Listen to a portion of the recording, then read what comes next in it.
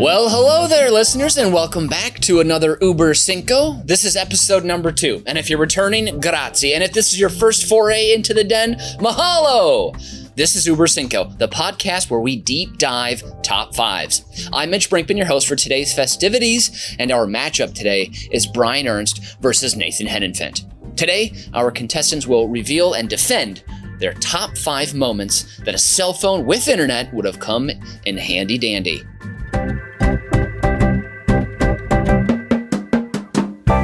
Boys, say hello and give the folks something good. Greetings, everybody. Hello, welcome back. That first deep, delicious voice was Nathan, and that friendly face inside of a voice after was Brian Ernst. Ooh, it's loud over here. People are zooming up and down Addison Street. But if this is your first time in the Uber Cinco den, again, thank you. But let us wake you out of hibernation with a quick rundown of the rules. Each player in the den has spent time with today's topic, arranging their top 5 answers in order of importance. Those answers have been submitted to the host, who will moderate the game, awarding points to the player with the most poignant answer. Starting with their number 5 choice, we will move up the ranks until we reach each of their top answers. But if both contestants happen to have the same answer on their list, well, we have an Uber stare down. You will hear the official Uber Cinco siren, and both players must reveal their answer and what number they ranked their submission. An Uber stare down is all or nothing, with one player earning 3 points. After all answers have been read, the host will reveal the final score. And of course, as a reminder, don't forget to stick with us until the end of the show, where I, Mitch Brinkman, your host, will give you my Fast 5 send-off, where I'll rattle off the definitive list of the top 5 ways to live for Christ's sake. And of course, as host, I'm entitled to institute a house rule for today's game, which is inspired by my own mother. Now, you could tell by the furrow in her brow, it didn't make her glad, but she'd say this when us kids repeated something that made her sad. And that was, garbage in, garbage out. So with that in mind, any use of the well-known cuss word pronounced as shit, yes, the delightful one-syllable synonym for excrement, both human and beast. And yes, Cool Tyler from your 8th grade class, his most definitely did not stink. We are trying to clean it up around here. So any use of this once feared but now accepted cuss word will result in a skid mark added to your record. 2 skid marks, and I will subtract a point off your total. And with that, I remind you, if you need to cuss, be a grown-up and just say fuck.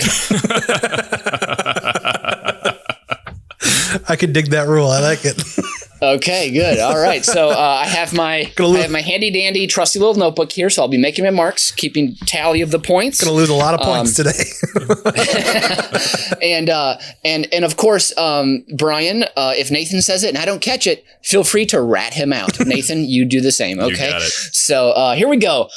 Determined by the pre-pod coin flip that I did just before here next to my dresser. Brian, please lead us off with your number 5 on the top 5 moments that a cell phone with internet would have come in handy dandy. All right. My number 5 here is a personal one. It comes early in my young man career, at probably the ripe age of probably 19, I believe it was. This is when I got lost returning my prom tux to Men's Warehouse. Here's a quick first question. Should you have got it cleaned before you returned it? No, that's what they do that. Oh, okay. Right, okay. come on. Fair enough. Yeah. Plus, nothing happened in it. There was nothing to clean. Just a little bit of sweat. Well, give us the color and give us the story. So I got my license very late in my high school career versus some other people.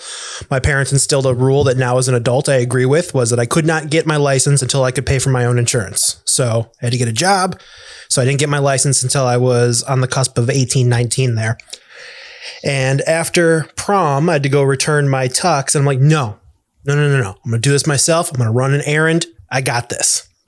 The worst part of this story is I had a cell phone with no internet, and I had a grocery store bought GPS in the car, and I still got lost going to the mall I've been going to since I was a child.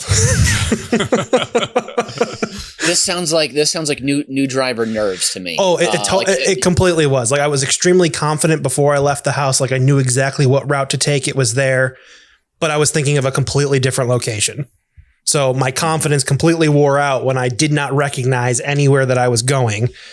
But I've been to this place 24 times prior, minimum. And if I just would have had you rent that many tuxedos? You're renting tuxedos? This mall. I've been to the mall where the men's warehouse was located. Got it. But if I just would have Google mapped this, if I would have had a cell phone, I just put in the location, I would have been there immediately, no problem.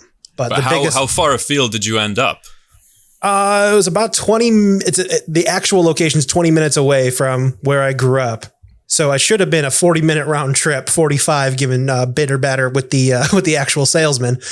But no, I was gone for maybe a half hour, still haven't found the location. Decided to try again, tried to figure out. And I believe I called my parents crying like, I give up. This driving thing's stupid. I'm coming home. We'll do it later. I don't care. That's what happened.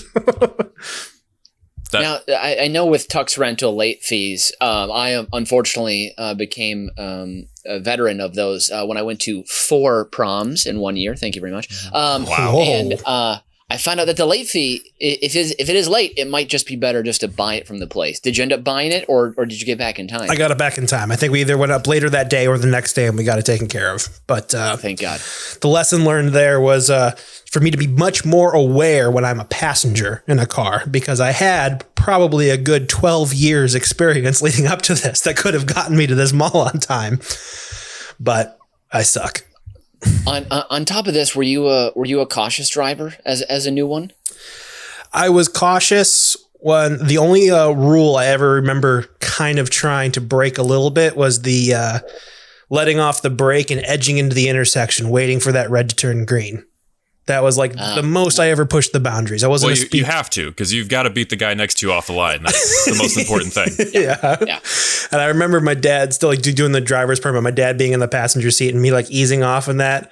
Like he's not saying anything. I could push it a little further. And then my dad just arms crossed. Inching out a little farther, aren't you? And then I'm like, all right, I'll pull it back, Dad. I'll be responsible. Who did you go to prom with? I had 2 dates to my senior prom. Did they know about each other in advance, or? Yes, very prearranged. I had 2 friends. Very prearranged. Extremely prearranged. Extremely prearranged. There was paperwork involved. Hi, Carol, do you want to go to dance with me? My office will send over the papers later to really lock it in. Meaning there was a location to meet first in a limo to take photos with other people who were going. That prearranged, okay. But that's pretty funny. All right, yeah, Brian, that reminds me of if my sister was to be making her top 5 list of this would have been her number 1. It was, I think, probably like around 2008 or so. And a whole group of our friends and my cousin and my sister, and we were all gathering somewhere in Indiana for a concert. And my cousin and I were driving there, and we didn't have the correct directions. And so I had to call my sister, and she had to walk us through step by step what was going on. And so we put her on speakerphone, and then my cousin and I proceeded to ask. We were driving along like a main drag with like lots of strip malls and businesses, and it was all commercial. And every single store or shop we asked, hey, do you guys need any Hardee's? Are you guys like, should we stop and pick up some drywall when we're there? Do you guys need, and we did this for probably like 200 different stores. And for the first 3, she was like, that's pretty good. But then by like, after a good 12 minutes of this, she was just, because she couldn't hang up on us because she had to get us there. She was like, no. And we finally got there, and she was not happy with us. But anyways, that's... Well, with that, Nathan, bring us right along into your number 5. All right, my number 5 is also a personal one. This was one of the more embarrassing moments of my life, really. The face was as red as it's ever been. So I was living in London in 2012, And they have how embarrassing! How embarrassing! They have what they called Boris bikes. Boris Johnson was then the mayor, and they implemented, just like, in Chicago here we have divvy bikes and the public things where you rent them. And I was meeting some friends at a pub in North London, somewhere around Hampstead Heath for people who know the city, but outside of sort of the real center of town. So I thought, why don't I just try this Boris bike thing out? I've never ridden a bike in a city before. I'm going to give it a try. It was a really beautiful spring day. The temperature was just right. And so I went and I put my debit card into the machine. The bike unlocked, and away I went. And I didn't know exactly where I was going, which would have helped if I had GPS, but I used basically a burner phone as long as I could when I was over there.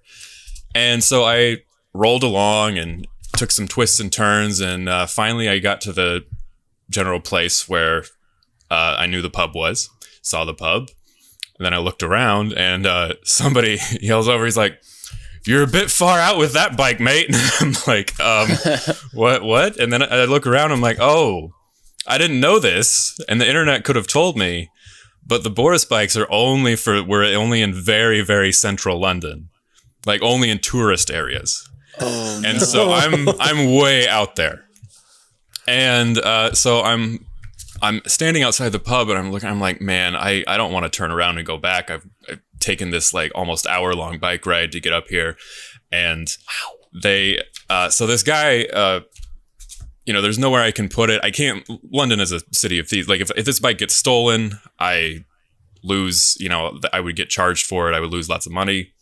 Yeah. So the guy standing out of the pub, he's like, "Oh, well, there's like a beer garden. Like, I work here. It's fine. You just take it in, put it in the beer garden, then, ride home later on. It's no big deal."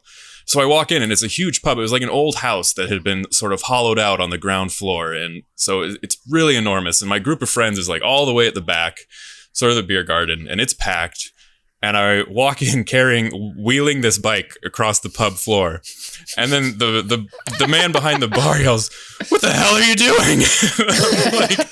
I'm like, I was just going to park it. Like, your guy said, I could do that. And he's like, "Who said that?" And I turned around, the guy had come in behind me. I was like, "Him." And this guy starts laughing. He didn't work there. And so everyone in the pub, including my friends, are just cracking up laughing. And they're like, "Yeah, you got to find some place outside." So I turn around and I just get back on the bike and I ride all the way back into town. And it was a pretty painful evening. And I've never ridden a bike in a city again. I don't blame you. How embarrassing. Wow. Okay. So obviously a Boris bike is a bike you just take, you ride around, and you bring it back to a station, right? I'm assuming. So you were just assuming a station would be right outside the one bar you wanted to go to? Well, that was my hope. I thought at least within, half a mile there, because in central London, they're all over the place. So yeah, I did not put two and two together there that they would not be out in the residential areas. Well, did you feel better the next morning that you had 2 nice long bike rides and not a liter of, or not like 3 liters of beer in your stomach instead? I mean, it was an early morning, I'm sure. Probably the earliest I woke up in the whole 3 years I lived there. Now, besides turning around and leaving and getting back on the bike, what else went through your brain then? Like, what can I do to be able to stay here, or fix this hot red rising feeling that's coming to my cheeks and face right now? Because I can tell right now your face is also a little more red just talking about it. Yeah, it was it was I texted my friends. I was like, "Hey, can we just like go somewhere else?" And they were like, "Well, we could." And that was so I was like, "Come on, guys! Like, I'm dying here. Like, if anybody needs a drink here, it's me." But no, it was not to be. I've since forgiven them. They still bring it up from time to time. I don't think they know how embarrassed I was, because I don't think they would joke about it if they did. But every once in a while, particularly my friend Khalid, who lives in the UAE right now, will be like, "Hey," and he calls me the Faith, Nath the Faith. That was my nickname over there. He's like, "Hey, hey, Faith, you remember when you rode that bike up to Belsize Park?" And I'm like, "Yeah, I didn't forget." What was the name of the pub? I really can't remember. I mean, okay. they're all very similarly named. I think every third one is like the White Hart or the Crown and Anchor. Yeah. The Crooked Tooth. Yeah. I hope one of your friends texted you back and said we could go someplace else, but this whole beer drinking thing has been very prearranged. So nothing was prearranged when we drank beer when I was in film school over there. It was more of an assumed daily occurrence. Sure, yeah. I've heard that's the big difference between drinking culture there and here. Is there they like it warm and responsible, and here we like it cold and insane. So that's pretty fair assessment. Yeah. Okay. All right. That's round one is done. Brian,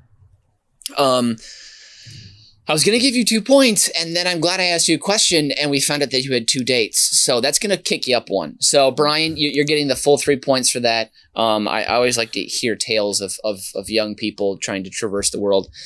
Nathan, I feel like I'm going to give you 2 points, and in this because I feel like, I don't know if you've ever biked a little bit drunk before, but it is very fun.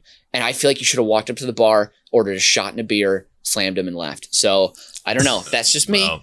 That's just me. With age comes experience. I'll know next time. Very true. Okay, so we got 2 points, 3 points. And I'm going to, I feel like, let's go right back to Nathan again for number 4 on your list. Give it to us hot. Number 4, I went with the Trojan horse. The classic Trojan horse? Yes, from Homer's Odyssey, yes. So, as everybody knows the basics of the story, the Greeks are surrounding the city of Troy. They can't figure it out, so they build the Trojan horse, the enormous wooden horse. They hide some soldiers in it. Then they go hide. They leave one Greek guy. His name was Sinon or Sinon. I don't know how they pronounce it, but and then they, under the pretext of saying, this guy says, "All right, they left. They went home. They're sailing back to Greece. It's over." And this is a tribute, right? Yeah, it was a tribute to Athena because they had burned down a temple to Athena. They were making contrition. So, if you've got your smartphone with you and you're standing at the gates of Troy, first thing we're going to do, you're going to check Amazon to see if you have any recent orders. Maybe you had too much wine at the symposium the night before. You accidentally hit the one-click button. And maybe you thought you were ordering a little toy horse and you didn't check the size specifications. It's sort of like a reverse Stonehenge from Spinal Tap. Just check on that. Check Grubhub. Maybe this is a really elaborate delivery vehicle. You ordered some horse meat, and this is the big theme. All right, once you've narrowed that down, you're going to want to get on. Check the news. Is there any news about the Greek fleet? You want to get on social media. Is hashtag Greek retreat trending on Twitter?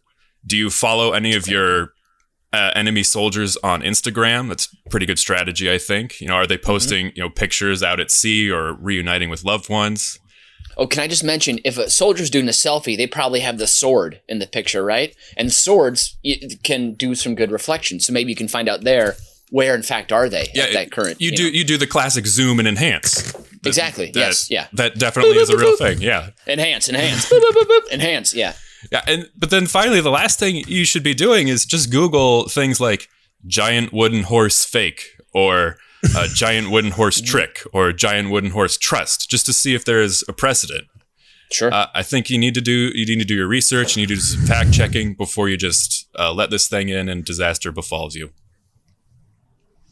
That's so responsible of you. If you had that in the moment, you would have helped save so many lives. It would have turned the tide of history. Or can I also myth. Can I speak for the people inside the horse, because we know that it was actually stuffed full of dudes ready to kill. Great way to pass the time. Oh my gosh, that's true. There's a good chance you're not sleeping inside that thing. You're really cramped in there. Like NBA players might say, I need a quick pregame nap. You really can't get a pregame nap in there probably. It's too hot, too stuffy. And you're probably too excited to spill the blood of your enemies as well. So, what apps would do you think would have been favored by the soldiers inside? I feel like a couple soldiers would have immediately gone on Grecian Tinder, and then they would have, or is it? Wait, no, sorry. We're at Troy here, right? Troy was Troy. in ancient Turkey. So Trojan Tinder would have been, probably blown up at that point. But of course, if you swipe on too many people in the area, then they might find out that you are, it'll tell you how far away you are, distance wise. And there you go. Jigs up. Oh, that's true. But Also, the safest hookups in history. yeah, Trojan Tinder. That sounds very responsible. Very responsible. Very true. Number 4. I'm loving that number 4. And I can't imagine, like, the lore of the horse would have been much different.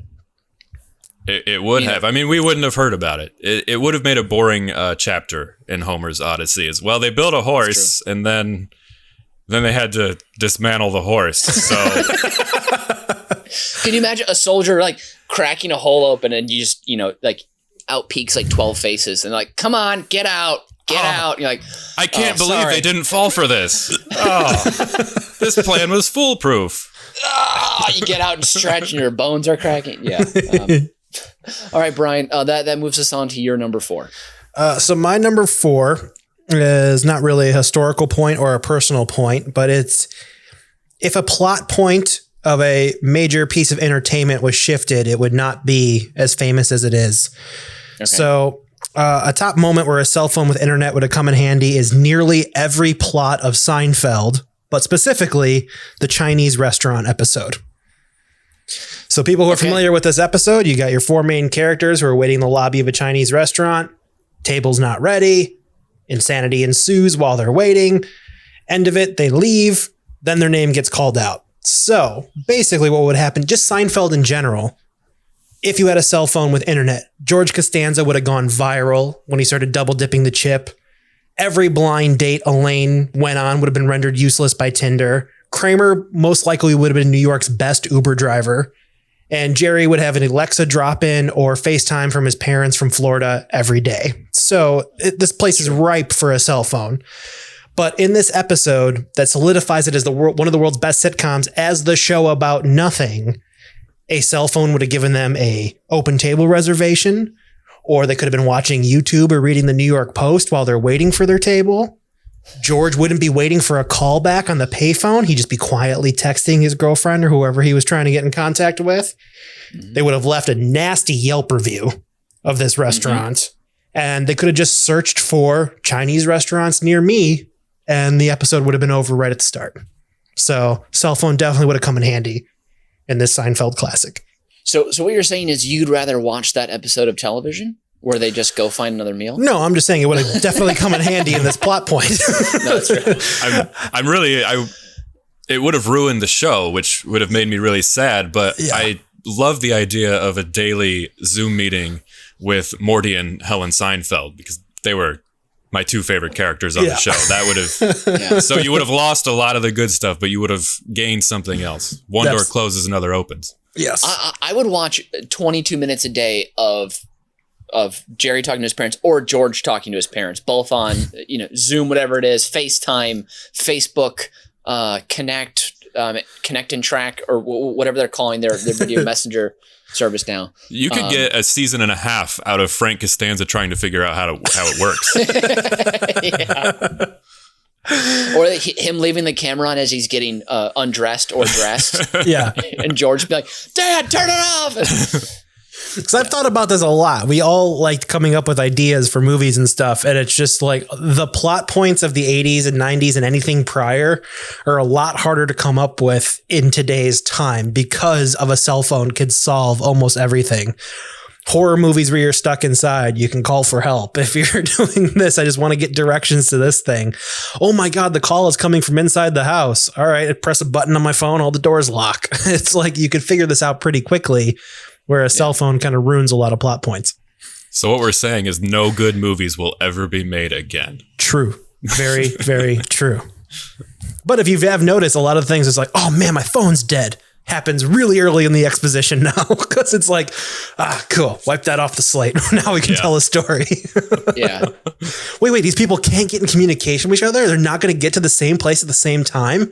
Remove the cell phones. That's pretty much what happens. Yeah.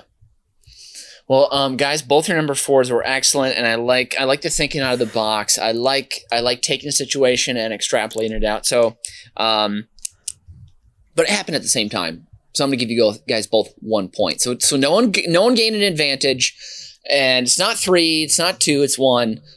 So that will keep you guys thirsty and hungry to really get some cuts in on each other. Make this really competitive. This is what I'm trying to do right now. All right, number 3. Let's go to Brian here for number 3. All right, number 3. I have. I'm going to take us back a little bit to revolutionary times. I'm going to take us back to when the regulars are coming and Paul Revere goes on his famous ride. A cell phone definitely would have come in handy. This is a man mounted his horse to deliver a message across, and based on an episode. Have you ever seen Assume the Position with Robert Wool on HBO? He actually points out that Israel Bissell actually rode way farther than Paul Revere ever did. But because his name was Bissell, he never ended up in Henry Wadsworth Longfellow's poem about, what is it? "'Tis all very well, children, to hear of the midnight ride of Paul Revere." Does not fit as well with Israel Bissell. Israel Bissell was quicker than a thistle. See, Come on, you it can be done. could have done it. You could have done it. But Paul Revere sounds like he's revered. It's in the name. So I looked it up here. Paul Revere rode about 16 miles on his horse, where Israel Bissell reportedly rode for 4 days and 6 hours, covering 345 miles, letting people know that the regulars were coming. So he rode from... let me see if I can Also, we should say, when you say regulars, you mean redcoats, the right? redcoats. It's a falsehood that they said the British were coming, because most of the people living here were British at the time, so it wouldn't have made sense. But the reason why I say a cell phone would have come in handy, one, according to legend, at the end of Bissell's first leg, I'm not from Boston, so I'm going to try this the best from Waterton to Worcester, his first horse collapsed and died from having been driven so hard. Now, you could have saved that horse by, one, having a really good phone tree. Him, Paul Revere, could have gotten together, had a nice phone tree, letting people know that, hey, these redcoats are about to come ashore. Sure. Google map your route, make sure it's nice and efficient, so you're not killing these horses while you're riding very fast and far. Or you could have just sent an email. Like, here, send all British people here in colonial area. Hey, British are coming. You guys should probably stay inside.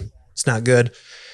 And then I feel like this would have... How good were the spam filters during that time, do you think? I mean, probably not good. You got a lot of people who are either out of work or just farmers really trying to make a living. So that is true. I feel like that's just gonna spam you hard. Well, how popular were Revere and Bissell within the community? Did they have a big social media presence? I mean, maybe they would have stayed. They're like, I'll just send out a tweet. That's it. I've done my part. I won't go out and see what happens. I'm just going to turn over and go to bed. But then, they're not as popular as they think. Only 3 views, and they're overrun by the British. I mean, Paul Revere probably only had about 50 subs on YouTube, whereas Israel Bissell, man, he was killing it on TikTok at the time. I mean, he just created that one thing that everybody would repeat. So it's just like, the regulars are coming. He did a funny dance. Then you have everyone repeating it over and over and over. Everyone knows everyone's prepared. Interesting. Wow. Now, see, I would say that I was originally going to think, if you don't have this heroic act of riding your horse to death and taking up that flag and busting through the night sky and delivering this message, you might not have the same legacy. But if you have a super dope dance on TikTok that people do for a solid 2 weeks to like 30 days, that might be just as strong. I mean, a 2 week to 30 day cycle of being in the pop culture in the 1700s, I feel like would be enough to get the message across. So yeah. We might still be doing that dance every 4th of July. Yeah. Do the Issel. And I'm very up on history. I watch everything that's historically accurate. I rewatched The Patriot this week just to make sure that my number 3 was accurate. So sure, we're good. You just, I don't know how you did it, but you figured out my secret celeb reference of the week. And even though you didn't say his name, you're getting an extra point for that. So good job, Brian. Nathan, you're up. All right, my number 3 is another personal story. This is from my high school art class in 2004. Sure. So I'm from a very small town. I went to a very small school, which... What's the name of the town? Roseville, Illinois. The high school doesn't even exist anymore. I was in the last class to graduate from it. So anyways... Did you burn it down on the way out, or what happened? we got swallowed up by a slightly not as small school. But so in our art class, it was maybe 8 to 10 people or something. And a classmate of mine just casually dropped into conversation the word wampus. And we were like, wampus, like we were expected to know what a wampus was if that was not made up. And so we're like, the hell are you talking about, wampus? And she's like, oh yeah, it's this like cabinet thing, like, right, wampus. And we're like, obviously none of us have ever heard this word before, and you probably just heard it for the first time the other day, and then you're trying to sound awesome. Was she referring to a cabinet that wasn't level? No, and just a cabinet. Just a cabinet. It's the well accepted word of, and so we're like, this is not real. None of us were. We were like, this is not real. But she didn't have a cell phone. She couldn't just Google it, the dictionary, and boom. So we had this argument went on, and she was adamant that this was a real word and that we were being mean, and she wouldn't take it. And so her solution was she was going to go to the principal's office. Our principal had been an English teacher for many, many years before he assumed the role of principal. So she was going to march herself up to the principal's office and get it from the authority in the school that this was a real word. So away she went. And I immediately got on the intercom because you could reverse call to the principal's office. So I got in the intercom. Our art teacher at this point had just given up. She lost control. And so I call up, and the school secretary, Mrs. Long, one of my favorite people, she answers, and I was like, all right, Mrs. Long, this is Nathan. No time to explain. So-and-so is on their way to the principal's office. Whatever she asks, the answer is no. And she's like, got it. So we hang up and then get back to, I don't know, I was probably drawing a sword from Lord of the Rings or something. That was pretty much all I did in art class. And we kind of forget about it. And then 5 minutes later, this girl comes back into class and she's furious. She's just so upset. She's like, I swear it's real. I was like, oh, they said it was, yeah, well, I guess it's not. And, but in the meantime, somebody had gone to another classroom where there was a computer and looked it up and came back and was like, oh, she's right, guys. It actually is a real thing. and we were like, well, we're not going to let her find that out until the last possible minute. So about the entire day went on, and finally she figured it out. And, well, since there's only 22 people in my graduating class, she had no choice but to forgive us, since we were literally the only people she was going to be around for the rest of the year. So, but it was a bit mean, and I wouldn't do such a nefarious joke on somebody now. Sure. But, oh yeah, of course. No. But for her sake, she would have absolutely loved to have had the internet in her pocket that day. How many teachers did you have convinced that you were actually doing homeschool while inside your bed, asleep until 11 a.m. on a daily basis? Well, I didn't quite do that, but I finagled away my senior year. We could gain course credit for just like helping a teacher. Okay. And I set it up to where I helped my two favorite teachers at the elementary school and junior high, so at a different building. Sure. And these two people, and I had a great relationship with both of them. I had fun going over there and working, but also if I didn't show up, they were like, yeah, well, he's probably just having a good time. So there were several days where I was just like, I would leave at like 11 and just be like, all right, I'm going to do my thing. And then I don't even remember what I did. I mean, probably just nothing. And then I would come back at like 2:30 and be like, all right, well, Another day of hard work. I'm just imagining 18-year-old Nathan with a leather jacket and sunglasses on yelling, "I'm going to go do my thing," as he kicks the doors open. And everyone's like, "That's Nathan. He does his thing." So, what is it about art class that brings out the worst in little white boys? I don't know what it is. We were horrible to our art teacher in middle school. I just don't understand why. We would put glue in her pockets. We would whip clay. What? We would whip clay at the kiln door. Wait, Brian. Yeah. How would you get glue in her pockets? So I was always an accomplice to this. I was never the glue squeezer. Oh, of course. I was always on lookout. Mm-hmm. Somebody would go next to her. She always wore like a white smock that obviously she can get paint on and stuff. No problem. Very loose, open pockets. And there was someone in our class who would take the Elmer's bottle, go stand next and have it in his hand, just be very, very carefully and just start squeezing it into her pockets. And then he would go and take that. And then there were art books that we would never use or actual textbooks for the class that we never use. He'd go to the back of the room, just start gluing the pages together. And then we're just like, now modern day Brian is like, you should have told on him. That would have been the right thing to do. But now I'm just like, no, we were just so mean. Why? Brian, how often during high school did the voice in your head say, "Time to narc this mother trucker out," and you didn't narc him? So this was middle school for me. By the time I got to high school, I'd like to think I'd advanced at least a little bit. So I was also a big fish out of water in high school, where it was from 8th grade to freshman year is when I lost all of my friends that I've been in school with since kindergarten. So we all go to different high schools. So being that completely fish out of water in a new place where you don't really know your classmates kind of like really whips you into shape pretty quick. So I think all that was left in my past and all the glue was left in the pockets, as they say. Okay. Wow.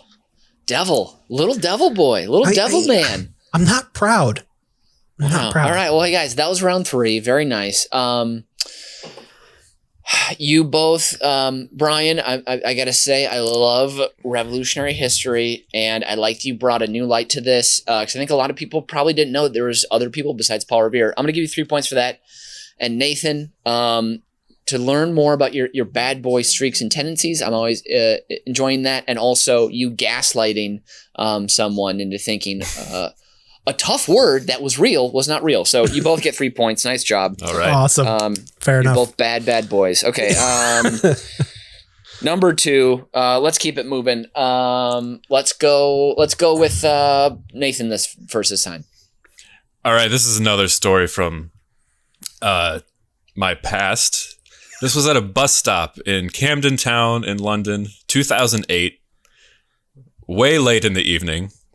So to paint you a little picture, I'd gone out with a few friends in Camden Town in 2008, very romantic place. Amy Winehouse was always floating around.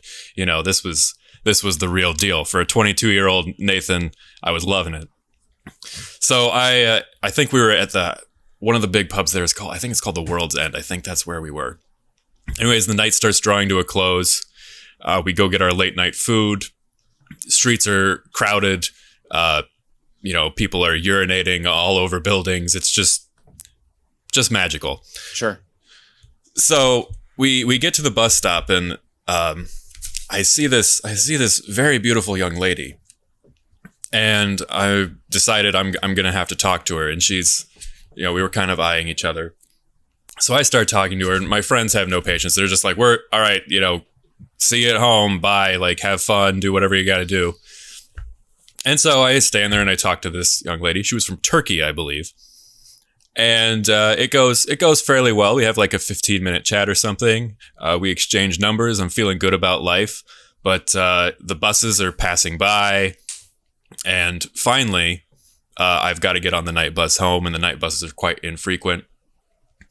So I get on the bus. But I don't know if it was I got distracted by the very beautiful lady I was talking to, or I had too many pints at the World's End, or if I was still new in the country and I had forgotten about the driving on the left as opposed to the right. But after about 30 minutes on this bus, I realized I had made a terrible mistake because I was not heading to the Old Street Roundabout, which is where I was living. I was seeing lots of like open green space, and I'm like, I'm not even sure I'm in the city anymore. And then the bus driver, I'm the only person on the bus, and the bus stops, and the driver's like, all right. I'm like, what? They're like, this is the last stop. You gotta go. And I'm like, oh my God. So I get off the bus and I'm looking around. I mean, I have no GPS. I have no map. I have nothing. All I go to is I see the little bus stop sign that has the routes, which don't make a lot of sense to me. Mm-hmm. But I see that there is like one night bus that comes to this stop that might head me somewhere in the general direction. And I am not seeing it. I wait for like 20, 30 minutes. I'm like, I don't think it's coming, because it says there's only 2 or 3 that come at night. So I do what anybody else would do in this situation. I climb over the nearest fence and find a bush. And I'm like, okay, all right, I'm going to do this. And you took a giant... No, I took off my jacket, laid it on the floor. And then you took a giant... I decided I was going to sleep in this bush. That's what I was going to do. I was going to sleep in the bush. The morning would eventually come. I would find my way home. Some good Samaritan would help me out. I could call somebody, whatever. And then just as my little eyes were going to close in the bush, I saw some lights flashing in the distance, and it was a bus. And I jumped back over the fence, waving my jacket over my head, flagging him down. And he stopped and let me on. And then it finally got me back, maybe a mile away from where I was. So at about 5 a.m, I crawled into my bed. A couple of my friends were still up, and they're like, "What the hell happened to you? Why are you covered in leaves? Like, this is really unacceptable." Yeah, that's the story. So where you got off the bus, was it just open fields, or like were there lights nearby? Was this someone's like rose bush, or not rose bush, but lilac bush perhaps you were sleeping in? It was I think it was a public park. And there was one street light, and I remember that very vividly. It was a very orange tint, okay. But their area was not well lit other than that. I mean, I never figured out exactly where I was. I still don't know. I'll never know. Wow. It was a long night. I have a similar story of an all night journey here in Chicago, but of course I always knew that I was near a train, and I was, I believe I know that story. Yeah, I think we all know that story. That will come up in a later episode, I'm sure. So I'm not going to tell the whole thing now, but yeah, no, I get that feeling of crawling inside. I mean, granted, like I don't know if the sun was coming up yet, but when the sun rises before you get home, that's always a tough feeling, that you have when you get inside in the bathroom. You look yourself in the mirror, say, "What the hell have I done? And where's all my money?" Did you lose anything in this? Like, were you? I mean, because I'm assuming you must have been 6 pints to the wind. Yeah, for sure. At least. I don't think I lost anything other than a good night's rest. Okay. I was up and ready to go again the next day and continue the adventure. Okay. I went on 2 dates with the girl from Turkey. She was very nice. So yeah. What convinced her to give you her number? Well, I don't remember, because she was very new in the country. So we had just like you, perhaps. Yeah. So we had a Turkish native language Turkish speaker trying to speak English. And then we had drunk me trying to speak English. And so it was all a bit muddled. So the number was real. That's good. That's good to know. Yeah. That's nice. Wow. All right, Brian, we're moving on here. Give us your number 2. My number 2 is the infamous Donner Party. For those who know the story, I'm going to keep it short. We're talking mid 1800s. We're talking a bunch of pioneers moving out west for greener pastures, whether it be for gold or a new life or whatever. You got 60 pioneers started heading west, but decided to take an alternate route through the treacherous Utah land, and a route that's not usually taken. They get stranded. Wagons break. Hypothermia sets in. Couple of people start leaving the group to go forward. We're going to go get help. We'll come back and get you. I believe over the course of their time being stranded there in the Utah desert, there was 4 trips made out west to come back and try and get them. Oh, so it was winter too, right? It was winter. It was horrible. Yeah, okay. And the reason why the story is famous is because cannibalism set in for those trying to survive who were stuck in the mountain. So multiple reasons why a cell phone with internet would have come in handy here. But also, I like how you use the phrase cannibalism set in as if like they couldn't control it. It overcame me, and I had to eat my dad, and my mom's calf was quite delicious. I mean, it's juicy calf. What are you going to do? Wait, so you're saying they would have like maybe taken video of themselves eating their friends instead? Back to the TikTok followers. I mean, there would have been a great cannibalism trend going on. But mainly being if you had a cell phone with internet, one, you could have Google mapped a better route. Always coming back to the Google Maps, extremely handy. You could have used dark sky to check the weather for freezing temps. Come on, It was winter, everybody. WebMD for tending to those injuries. Or increasing your anxiety and making you think you have diseases you don't have. Yes. Yep. I lost this foot. It's not the cold. It's diabetes out here in the middle of it. You could have watched YouTube to repair your wagon. I mean, I myself have fallen down a rabbit hole recently of this old house, which easily could have been available on YouTube to fix a wagon. Also, classic video game emulators. You could have played a really terrifying, ironic version of Oregon Trail as you. Well, I mean, I haven't even thought about gaming when it comes to having the cell phone with the internet, but that changes the game completely.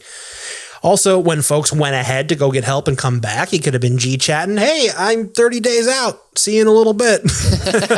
Don't eat Tim. We're going to be back soon with some bread. And then for Tim's gone. Tim is gone. He was delicious.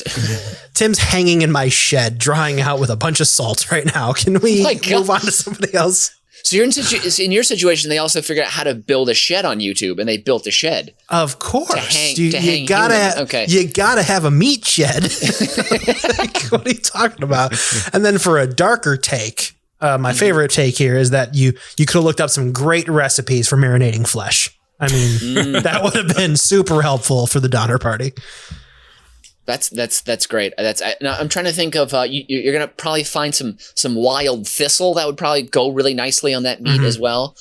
You gotta baste it. You gotta baste the flesh. Keep basting it. All right. Tip that pan. Get it in the flame. Use what you got. Yeah. Excellent. I'm hungry. Honestly, I'm actually a little bit hungry. I could have a steak for dinner. Nathan, let's go on to you here for your number 2. No, that number 2 was my. Oh my gosh! Camden. Yeah, you're right. Oh my gosh. Okay, here we go. Then I have to score you both. Nathan. It makes me sad to think of you all alone, lying in a bush, and just resigning yourself to the fact that that's where you're sleeping tonight. You made me sad, so I'm giving you 2 points. Brian, I love that you are a man of your meats, and you need a shed for your protein. So I'm going to give you 3 points. So this is a tight race right now. I'm glad cannibalism could bring me over the edge a little bit there. No problem at all. And did I hear any shits in there? Oh, don't say it again. I won't. I don't think I did. I, of course, tried to bait Nathan into saying a couple of times. Wouldn't take it, you son of a gun. All right. Let's go with Brian to give us your number 1 on the top 5 reasons or moments where a cell phone with internet would be handy dandy. I'm going to say the number 1 for me is the JFK assassination conspiracy theory. More angles? Is that what you want? If you got more angles, you got everyone filming this event. And my biggest issue with the Zapruder film is there's no audio. We can't hear nothing. We can't hear what's going on. I mean, if you got everyone Facebook Live in this thing, what's going on? Hopefully this conspiracy theory would be put to rest. And why I put this as my number 1 is Mitch will know this. I hate conspiracy theories. I think they're all dumb. I hate them all. And I'm trying to rile you up a bit here because I know how you feel on some of these. And the main reason being like Zapruder at this time, if cell phones are available in 1963, Zapruder's probably shooting this parade with a DSLR with a nice mic at the time. Hopefully we're being able to hear it.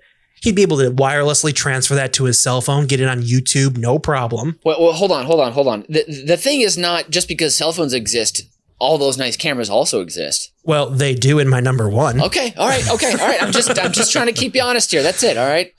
And I would hope that, in my opinion, obviously conspiracies are nothing new, but other than maybe the Roswell, New Mexico UFO landing in 1947, I feel like the JFK conspiracy theory is the birth of the modern conspiracy theorist, of getting the 20th and 21st century. And then you start getting into the moon landing theories, other inside jobs, again, trying to rile up Mitch here a little bit. But why I put this at number one is I think cell phones would help settle what happened. Maybe we wouldn't have your flat earthers. Maybe you wouldn't have people trying to prove 9/11 as an inside job. Maybe you wouldn't have these conspiracy theories that are leading to other things. And the main reason I think about this is why I hate conspiracy theories is because the one thing they all rely on is human cooperation, which I don't believe exists. So if you have something that's really grand that needs to be kept quiet, I don't believe that there are enough players that would remain quiet or not try to attract some sort of personal gain from any one of these situations for anything to be kept secret. If there was an international treaty of these flat earthers who believe the world is encased in a ice wall at the edge, do you really think every country would cooperate in keeping such a secret? That's where I think all these conspiracy theories kind of follow. And if cell phones were around for JFK, we wouldn't be talking about stuff like that today. I just want to stop your insane ranting.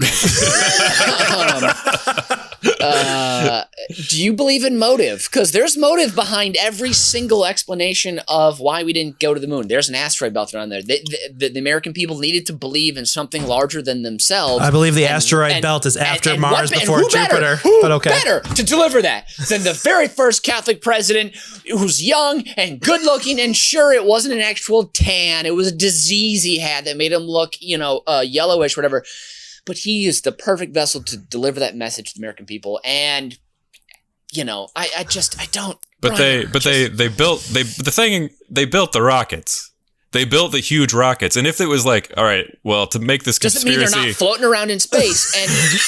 And you know where they filmed the landing? It's in the old naval base that Jared Leto now owns and keeps as a delicious sex party location, as well as a house. So, well, all I'm saying is that if you were in on the conspiracy and you're like, okay, we have to build these huge rockets that in order to pull this off. And then you'd be like, well, wait a minute, we got these huge rockets. Why don't we just stop at the moon since we got the rockets? So it benefits nobody to not go to the moon. But I'm saying it's impossible to go to the moon because of the asteroid belt. And you know how I know this? What asteroid belt? There's an asteroid belt around the moon. If you watch, Fox had a special on it in 1998. Of course they did. Of course they did. Dr. Frank Gallus proved it with photographs that were not doctored or photoshopped, with video. It was all there. Go back and watch it. It was all there. I have succeeded. I have done exactly what I've wanted to do with this number one. I mean, are you kidding? I mean, come on. I mean, and who killed JFK? Lee Harvey Oswald. No. Wow. I set you up there to put in the correct answer, and you gave me that bull crap, All right, Nathan, what's your number one? Number one moment that a cell phone with internet would have come in handy. The birth of Christ. Yes. So now, Brian, this is a real topic. Okay? First thing, is there room at the inn? You can check for vacancies, and do you trust every inn to have the right information? Hold on, Nathan, let me just jump in here. And as I've figured out from using the internet to check on vacancy at a hotel in Roseville, Illinois, small town hotels don't always update their websites. I did not know that the Roseville Hotel had a website, and frankly, I'm shocked. But yeah, they could have done lastminute.com. That would have come in handy. Could have saved them some money. I know things were tight for the Christ family. Mm-hmm.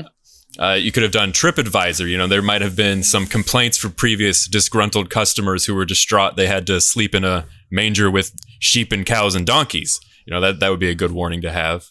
Sure. Also, you know, they had no doctor for the delivery, so Joseph could have been looking up Lamaze techniques that probably would have smoothed things out. And I bet the manger or whatever, all the animals, I bet you they were just, you know, eating a bunch, and then they had to, defecate is the word you're looking for. Defecate. And that might have been dirty. So yeah. Okay. Yeah. It may have been. But then also, you know, it would have made their stay a lot shorter in this manger because the 3 wise men, it took them 12 days to get there. So you got an infant living in unsanitary conditions full of excrement. And so, you know, they were following a star. And I don't care that the star was put there by the deity for the sole reason of them to get to Bethlehem.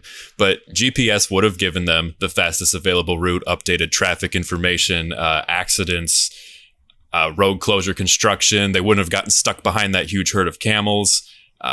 But they were definitely late to the party. And lastly, it would have also avoided that sort of awkward thank you when you receive bizarre gifts. You know, you can steal away real quickly. You can look up just what the hell myrrh is. But this made out of MYRRH. Yeah, good. But yeah, I don't know if this one would have been that helpful because I spent a good portion of this afternoon reading the entire Wikipedia page of myrrh, and I'm still not sure what the hell it is. It's possibly a perfume or an essential oil or an embalming fluid, none of which I think are appropriate gifts for an infant. It was gold, frankincense, which is like a dried. That's definitely a potpourri type situation, right? Yeah, okay. It's an incense. An incense. Okay. Yeah.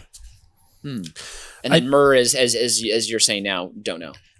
A multi-purpose, who knows? Salve, perhaps. Okay. I do think, Nathan, you're missing the biggest thing that would have happened if you had a cell phone with internet at this time would be Joe ordering the 23andMe test. Since he was on a business trip, he's definitely got to make sure what this child's lineage is. He needs some damn proof is what he needs. I don't know if the 23andMe traces all the way up to the heavens though. That's uncharted territory. If the test would have came back with an error, he'd been like, she's telling the truth. Would have been good to know. Yeah. Also, as we know, God sometimes leaves no trace. Oh yeah. I've heard it said he works in mysterious ways. There we go. I'm glad you brought this up because a runner-up that I had trouble fitting on my list was Moses roaming the desert for 40 years. I figure a cell phone with internet definitely would have came in handy for that. Could you imagine one cell phone amongst a group of 50,000 people? Like you have to be the one who has to operate it, getting all the requests for searches and I haven't talked to my parents in 30 years. It's my turn. That's how he ended up getting the 10 Commandments. He went up to the top of the mountain just so he could hold his cell phone, or is that trying to get a signal? It wasn't stone. It was a text. Wonderful. Well, on that, I'm going to tally up the scores here now. Thank you, Nathan, very much for that. I loved your the imagery of a camel, of a group of camels stopping them in traffic. I enjoyed very much as a very specific thing, and of course, you touch my soft Catholic heart. Of all the education I've had throughout my life, Nathan, I'm going to give you 3 points. All right, I'll take it. And Brian, I was going to give you 1 for provoking me because you're just a darn little being a little jerk there, but I do appreciate the fact that we would have understood what happened to JFK sooner. So I was going to give you 1, but instead I'm going to give you 2, and that's going to put you just ahead for today. So Brian, I am happy to crown you today's winner. 12 points to 11. You win the pause today. Good job. Congratulations. Or a pause, excuse me. I wear this trophy with honor. Thank you so much. Yes, so Brian is the official winner of Top 5 Moments a cell phone with internet would have been handy dandy. And now moving right along, because the host gets to have a little fun too, of course, I will give you my Top 5 list, my Fast 5. And I have to apologize because earlier I made a mistake. I misread the copy. It's not Top 5 Ways to Live for Christ's Sake. It's top 5 ways to live, for Christ's sake. And I totally, that's my bad. So here we go. Number 5. When you're laying down your head to rest at night, leave a liter mason jar stuffed with ice, a lime wedge, and whatever water that fits. In the morning, you got a guzzle bucket ready to tell your body you're serious about today. Number 4, when alone, sprint most places. You'll be thanking your hamstrings and glutes next time you catch a glimpse of yourself from behind in the mirror. All right. Number 3, when you hang up from a phone call with your mother, immediately schedule another in your calendar app and send an invite to her Hotmail account. That'll signal to her you're serious about maintaining the relationship. Number 2, buy gold, right? Obviously, but actually don't stop there. Buy other metals too. Estate sales are an excellent source for silver. And number 1, fast 5s on top 5 ways to live, for Christ's sake. If you still can, attend an Ivy League university and keep on track for graduating magna cum laude while maintaining a leadership post in one of the top 5 student organizations on campus. Then when you're a semester or 2 from finishing, drop out and start a company that'll grow to enjoy a multi-billion-dollar valuation. And that should provide a pretty nice living. Thank you very much. That's the Fast 5 top 5 ways to live, for Christ's sake. I need to know, Mitch. Sure. Where's the last place you sprinted while you were on your own? It's just up and down the block for good exercise here. Wayne Avenue here in Chicago on the north side. So. I also noticed you didn't mention his myrrh as one of the things you need to collect to invest in. That is true. If you know what myrrh is and you understand the value, go for it. But I just can't get a handle on that market myself. So, and that's this week's edition of Uber Cinco. On my left has been Brian Ernst. And on my right has been Nathan Hennenfent. And as Bizbear always says, never forget the cornstarch in your fruit crumble, folks. Auf Wiedersehen and adios.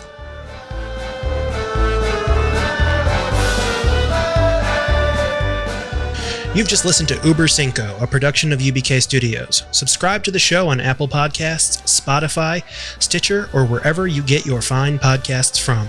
If you like what you hear and want to support the show, please visit our Patreon site at patreon.com/UBK Studios. Every little bit helps us keep the lights on and the bill collectors at bay. Keep tabs on us on all the social media at UBK Studios, and most importantly, subscribe to our YouTube channel so you can see that we really are just a bunch of good Midwestern boys.